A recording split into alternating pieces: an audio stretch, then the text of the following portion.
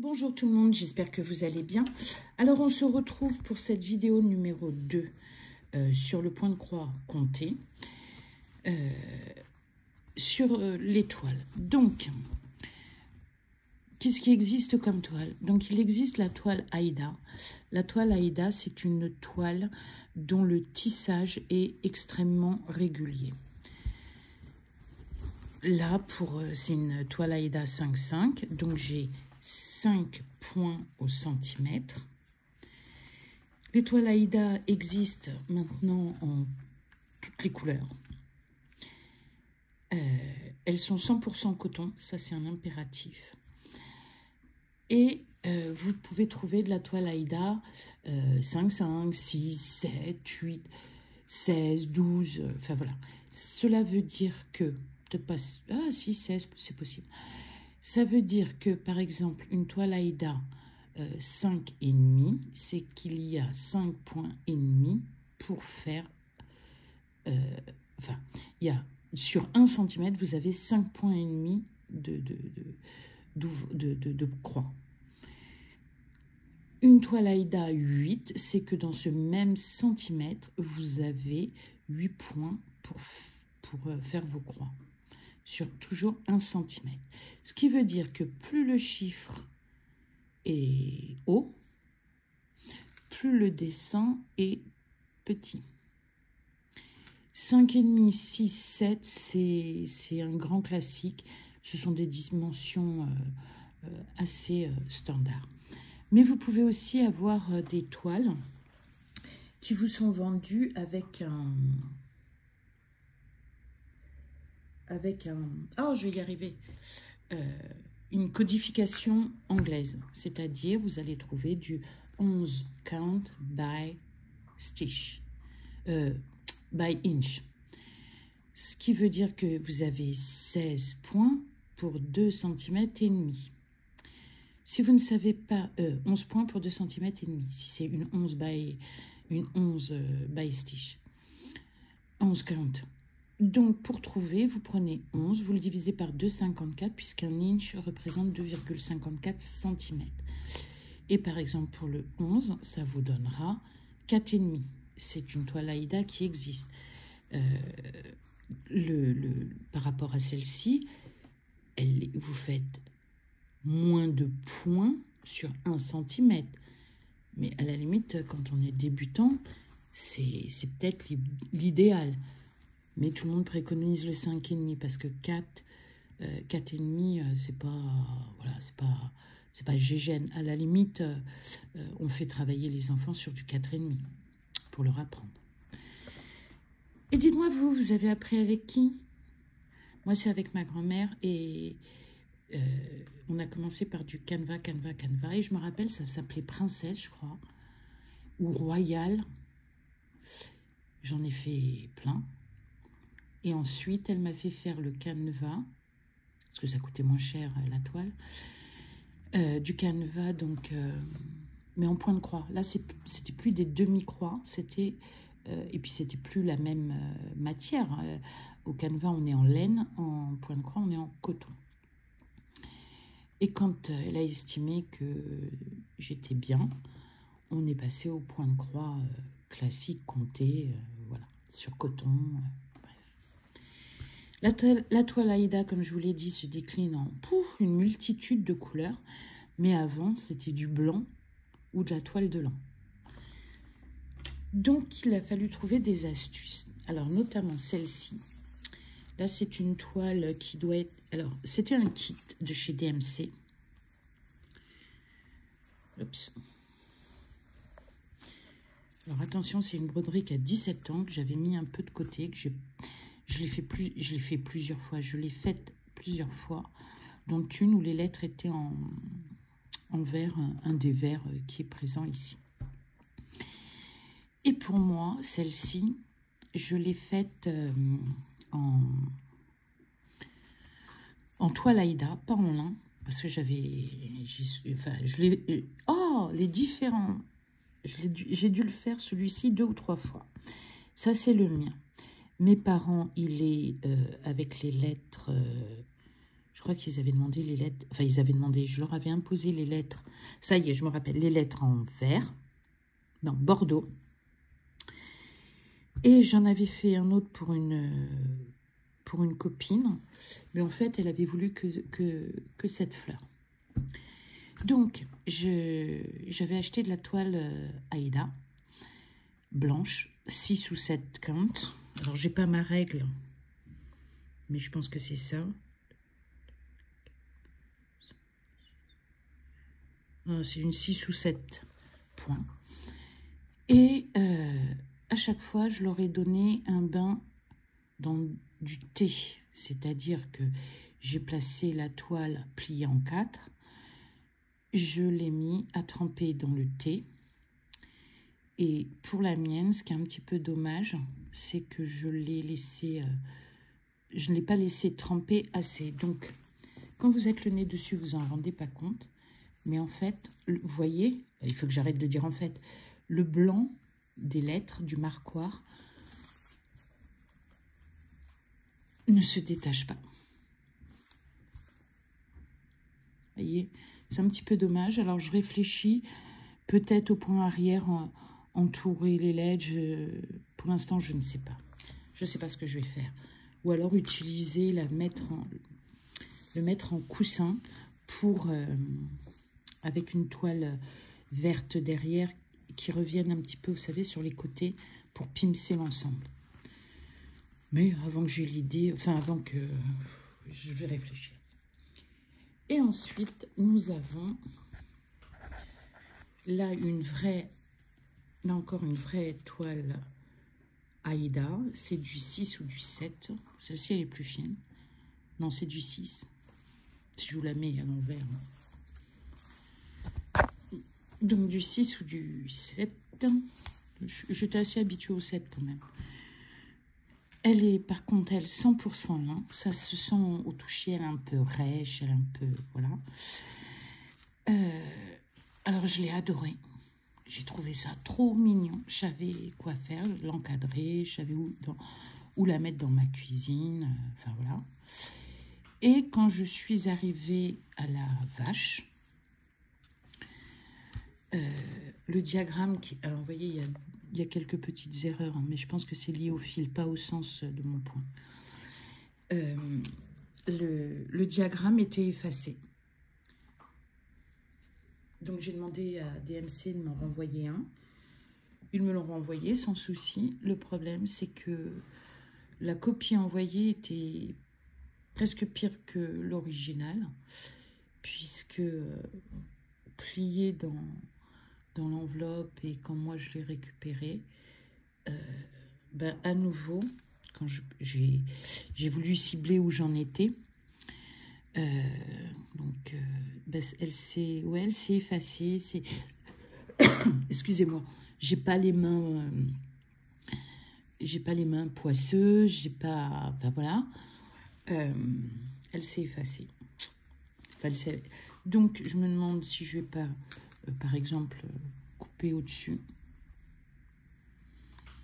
et le mettre au bas d'un torchon décoratif. Je ne sais pas encore. J'étais dégoûtée parce que même là, ce que j'aime bien, parce que ça c'est un peu le principe du marquoir. Ah bah je vais vous expliquer du simple.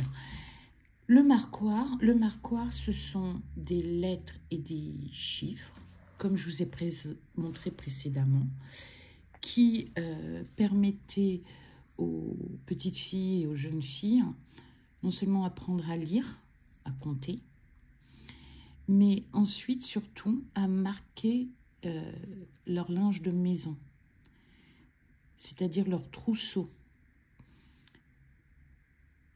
Le sampler, c'est plus un point de croix à thème. Donc là, par exemple, je me rappelle, le titre, c'est The Farm. Donc, on apprend à faire une bouteille de lait, un petit chat. Enfin, voilà, c'est plusieurs. Mais en fait, à l'ancien temps, ça servait... c'était très important dans les familles. Ça se passait de génération en génération. Il y a des encyclopédies, entre guillemets, qui étaient des pièces comme ça. Et donc là, par exemple, j'ai appris à faire un pot de lait. Eh bien, on pouvait extraire le diagramme du pot de lait, l'utiliser sur autre chose, ou avec le temps, le dessin du pot de lait s'est affiné. Pareil pour le chat. Bon, il est plutôt pas mal, mais pareil, on peut l'extraire. Bon, il y a la queue, c'est pas un souci. On l'extrait et on peut le mettre sur autre chose. Les bols, le pain, voilà. Donc, le sampler servait aussi à apprendre à faire les dessins. Parce que quelqu'un avait, enfin, pendant plusieurs générations, ça s'était affiné. Mais moi, j'adore les marquoirs et les samplers. Donc là, c'est le thème farm, mais voilà. Et il faut savoir que, aussi bien les marquoirs que les samplers, plus il y avait de couleurs, plus c'était aussi un signe de richesse. L'histoire du point de croix, qui n'est pas une technique de broderie nouvelle, elle est aussi ancienne que le point de tige, le point lancé, le point de chaînette, etc. Ça a plus de... Pouf, tout ça, ça date même avant Jésus-Christ, puisqu'en Égypte, on a retrouvé un morceau de cuir sur lequel qui avait une broderie et avec un point de croix. Alors, tous les points de croix ne sont pas les mêmes. Hein. Il y a par exemple le point de croix byzantin. Voilà.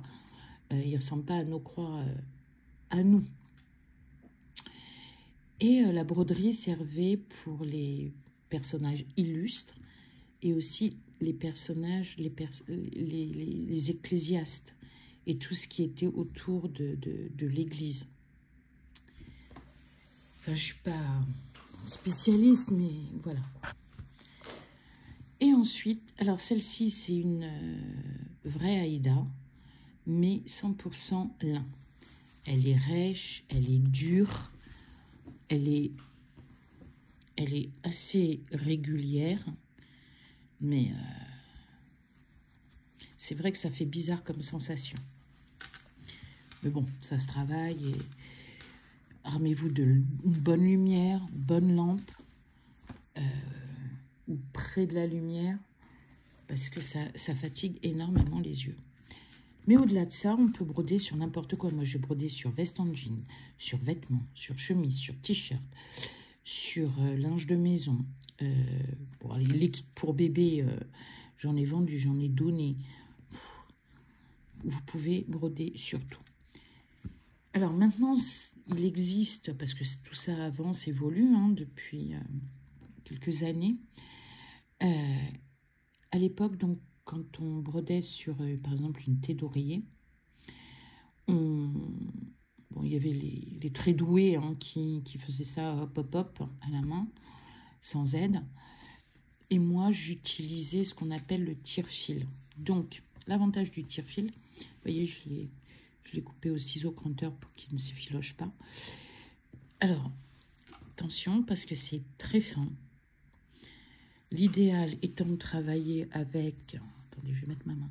Étant de travailler avec un fil sur 2 points. C'est-à-dire que pour faire une croix... Bon, je ne vais pas pouvoir vous montrer. Après, ça dépend de l'épaisseur que vous voulez. Ça dépend du rendu que vous voulez. Hein. Mais vous pouvez le faire sur un 1. Mais vous voyez, c'est tout petit. Hein. Ça, c'est un petit carré pour faire une croix. Je vous ramène en taille réelle. Voilà, hein, bon courage. Ou en 2-2. C'est-à-dire que votre croix, hop, hop, hop, on l'agrandit. C'est déjà en hauteur aussi. C'est déjà un peu mieux. Il faut être très doux, très lent. Il n'y a pas de course, hein, c'est pas une vitesse. Mais l'avantage du tire-fil, c'est que doucement, on tire les fils et il ne reste plus que la broderie. Autre avantage, enfin moi, ce que je faisais, c'est que avec un fil fin, je bloquais en haut et en bas le morceau que j'avais découpé préalablement. le morceau que j'avais découpé préalablement. Donc je faisais 1 ou 2 points en haut, 1 ou 2 points en bas. Et lorsque j'avais fait la première croix, voire les 2 premières, tout de suite je décousais pour que le tissu sur lequel je brode reprenne, ne garde pas la trace des 2 petits points de blocage de la toile que j'avais faite. Et ensuite, je brodais normalement. Et puis ensuite, je vous dis, on tire comme tout doucement. Alors, il ne faut pas trop serrer ces fils. Hein. Parce que si vous les serrez trop, soit vous ne pourrez pas, tout simplement pas retirer le fil. Mais maintenant, il existe, j'ai cru comprendre, des toiles hydrosolubles. Et je trouve ça top parce que là, donc vous aviez fait, je sais pas, je vais dire en 1h30 votre, je sais pas, parce que j'ai fait beaucoup des petites cerises avec leur queue. Vous passiez autant de temps à retirer le fil. Il faut y aller doucement. Alors c'est vrai que moi je suis toujours très doucement parce que j'ai un peu tendance en plus à serrer mes poings. Mais il faut être très doux. Voilà, j'espère que cette vidéo vous aura plu. Je suis désolée de ne plus avoir l'étamine. Alors, c'est un magnifique point de croix à la narte. Ça s'appelait le nid. J'ai réussi à faire le nid, commencer les oiseaux. Et d'un seul coup, ma vue a changé brutalement. Et impossible de retravailler. J'ai essayé de retravailler dessus. Et j'y arrivais pas, voilà. Donc c'est un petit peu dommage. Et puis j'avais une autre toile qui était super jolie. Et en fait, c'était un morceau de toile que j'avais eu, je sais pas où, bleu marine. Et j'avais eu, c'est pas bleu marine, pas un vrai bleu marine, un peu en dessous. Et on m'avait donné un fil... alors moi, je disais d'or, mais non, c'est un fil doré. Et j'avais fait des... Parce que de toute façon, on ne pouvait pas faire grand-chose, hein, il était grand comme ça. Donc, j'avais fait quelques petites étoiles sur une petite cartonnette. Et on l'avait rajouté au mobile de mon fils quand il était tout petit. Voilà, j'espère que cette vidéo vous aura plu. La prochaine, on va enfin voir les croix. Je crois que c'est ce qu'on attend le plus. Et il y aura également un unboxing parce que depuis que j'ai découvert le point de croix estampé, j'ai envie d'essayer, j'ai envie de voir. Alors j'ai ouvert le paquet, pas parce que j'ai déjà regardé véritablement, mais parce que dedans j'avais des choses à récupérer pour ma maison qui n'attendaient pas, à savoir... une nappe, des serviettes en papier, torchons. Alors, c'était pas la peine que voilà. Et puis, je les ai envoyés par la poste à ma maison. C'est autant qu'on n'emmènera pas au mois de mai. Je vous fais des gros bisous. J'espère que cette vidéo vous aura plu. N'hésitez pas à la liker, à la commenter. Et puis, à vous abonner, qu'on se rejoigne tous. Bisous.